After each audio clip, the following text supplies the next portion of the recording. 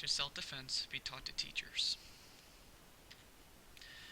No matter where you go in the world, someone is going to get hurt, either mentally or physically. The main target for these abuses are children, and the only place they can be safe is at school. Unfortunately, there are times when the school isn't safe, so having teachers be trained or taught in self-defense will give any teacher, no matter size or gender, a chance to protect their students.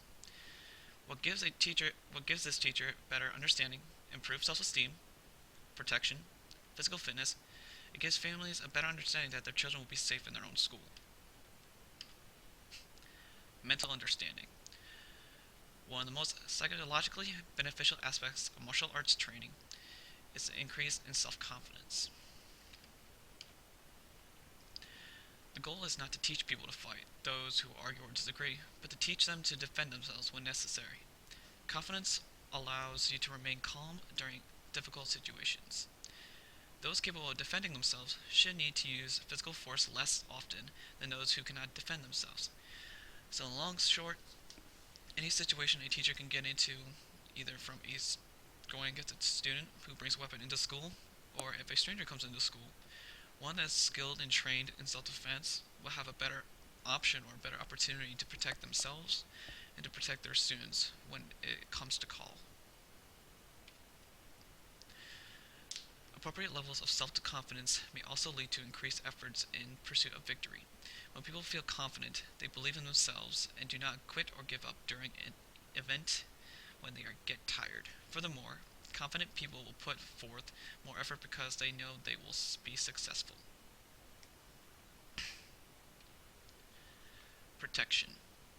Acts of school violence has been carried out by attackers of race, ages, disciplinary histories, and family backgrounds. And though perpetrators are typically male, women have also played roles in mass attacks. Experts on such incidents say. This is a simple perspective that no matter who it is, gender, size, people, any race, can utilize and attack a student without a problem, especially if they carry a weapon around. Now this comes from the aspect of a student. In their minds, using a weapon to deal with their problems far outweighs the consequences the teachers will impose on them. It seems that there is a sort of attitude that violence is the way to resolve certain problems, especially when non-violent solutions have been already utilized. Best explanation, bullying. We get those lovely, lovely descriptions of how we need to prevent bullying and how people should be saved by bullying. But honestly, that's not easy to do, and unfortunately students have to suffer for it. And unfortunately, there was definitely one incident where next slide will show that unfortunately it wasn't even bullying, and unfortunately teachers didn't have the opportunity to do what they can. Sandy Hook incident. Definitely a clear information and clear detail of a situation where students couldn't do anything or teachers couldn't do anything. But honestly, my opinion, if a teacher was trained, she would have had a better opportunity, and a lot of these students didn't have to be killed or died.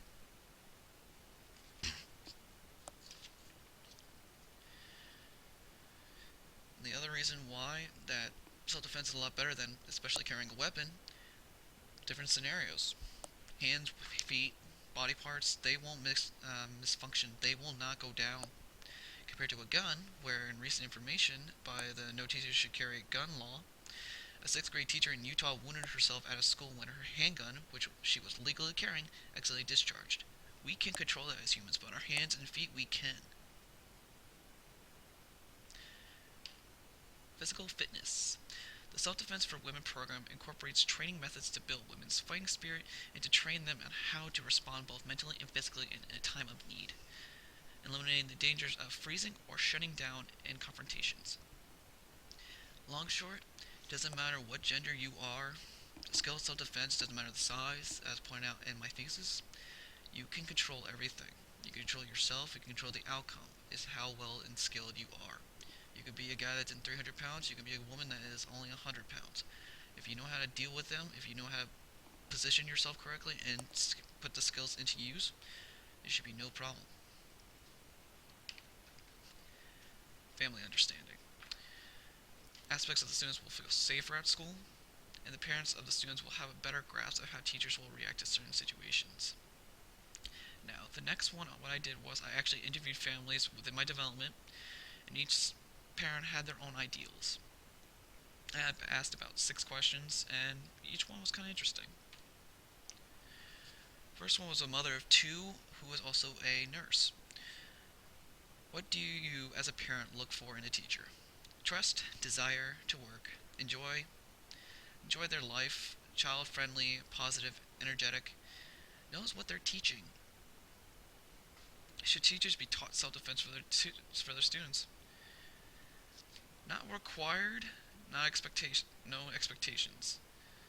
But putting it shortly, yes, it will be great. She pointed out, it would be great, but it should not be mandatory. Are you afraid as a parent that if a teacher learns self-defense, they will have attained too much power? No, teachers there are to teach. If teachers knew, they would be safer. Would you rather have a teacher carry a firearm? No, increase security. Simple as that.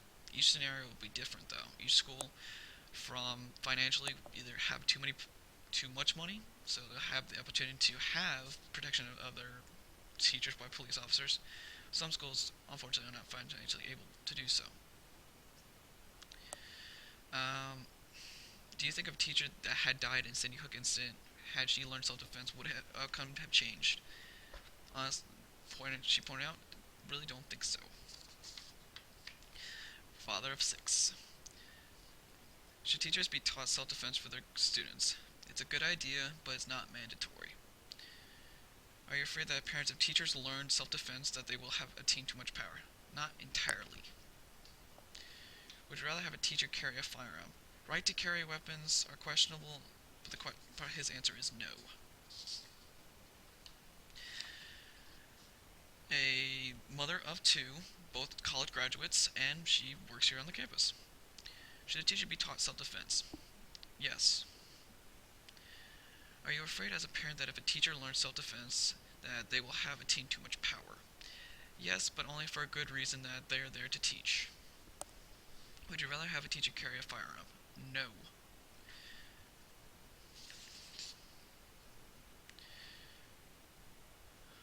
Should teachers be taught self-defense for their students? Yes, there's nothing wrong with it, but it's very concerning that teachers have decided to carry firearms.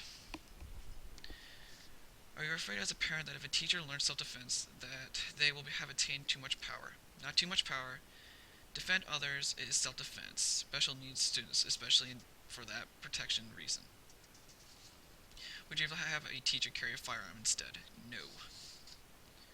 Father of 1, 4 years old. Should teachers be taught self-defense for their students? Kind of a guess here. He pointed out, sure. Are you afraid as a parent that if a teacher learns self-defense that they will have attained too much power? No, for protection of younger students.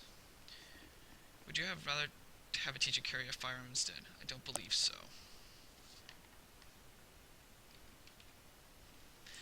Counter arguments for it. The U.S. Department of Education law against placing hands on students. That's pointing out my questions. Too much power to teachers, and with some parents, they are actually afraid to have teachers using the skills on their children.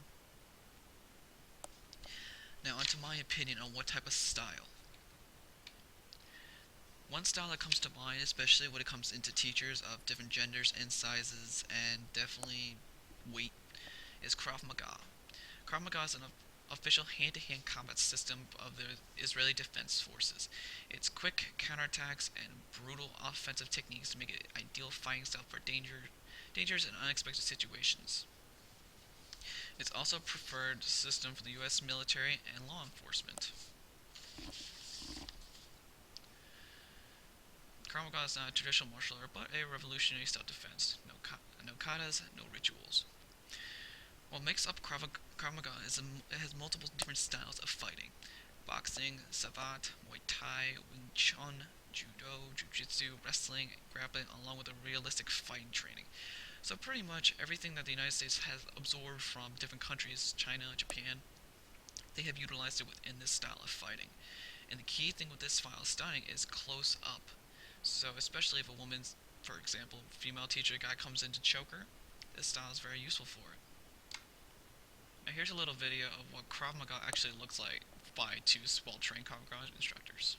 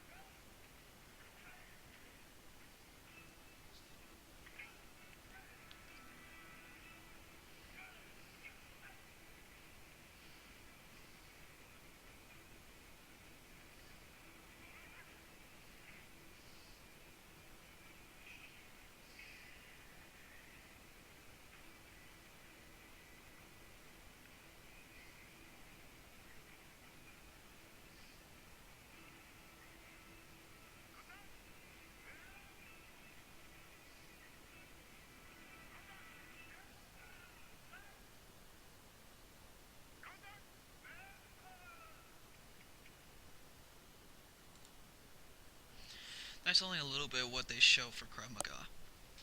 As it's shown, these guys are a little bit bigger than your average fighters. These guys are trained military officers. But as shown, these are very well skilled men, and the concept is that it doesn't matter the size of the person, it's where you place your hands and body movement. I believe that Krav Maga is one of the easier styles of mixed martial arts and self-defense. It's more or less utilized for street fighting. So pretty much it will deal with the average person carrying a knife, a gun, or any aspect the person is trained. Many people think that fighting should not be a good idea, you should try to talk it out, but sometimes it's a good time to learn self-defense. Do I think it's mandatory? No, I honestly believe that if teachers choose to learn self-defense on their own free will, will definitely benefit them in the long run, and that self-defense, in my opinion, should be taught. It should be taught to not just think of themselves, but to think of students and the aspect that they chose to teach, but it'll be a good idea that they have the ideal to protect. And that's my presentation.